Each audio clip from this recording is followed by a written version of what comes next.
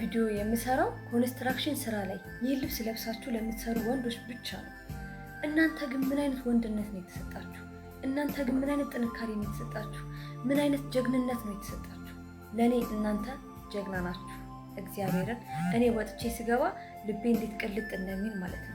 እንዴት ነው ፀሐዩን የምትችሉት? እንዴት ነው ረሃቡን የምትችሉት? እንዴት ነው ሀሩሩን የምትችሉት? በዛ ላይ ደሞዛችሁ ይሄ ነው የማይባል በጣም የወረደ ደሞዝ፣ ከዛ ላይ የአኮሞዴሽን ተነስቶለት፣ ከዛ ላይ የምግብ ተቆርጦለት፣ በዛ ላይ በየቀኑ ዋጋ እየከፈላችሁ የምትሰሩት።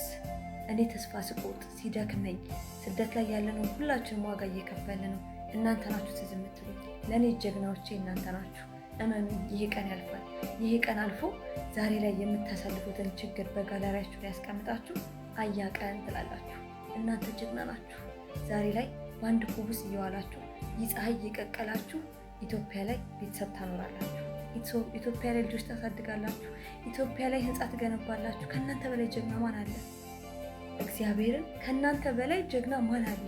በዚህ ፀሐይ ውጭ ላይ እየሰራችሁ ወጥቼ ስገባ ነው ሳያቸው አይናቸው ከፍተት ሲል አንጀቴን በላኝ። እናቴ ትሞት። ኮንስትራክሽን የምትሰሩ ሰዎች ወንዶች ማለት ጀግና ናችሁ። እመኑኝ፣ ይሄ ቀን ያልፋል።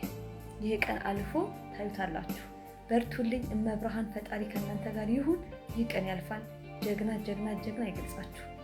እግዚአብሔርን በጣም ጀግና ናችሁ። ስለተመረጣችሁ ስለምትችሉ ነው ይህ ስራ ለእናንተ የሰጠው። ፈጣሪ የማይችለውን ነገር ለአንድ ሰው አይሰጥም። ይህ ቀን ያልፋል። በርቱልኝ። እወዳችኋለሁ።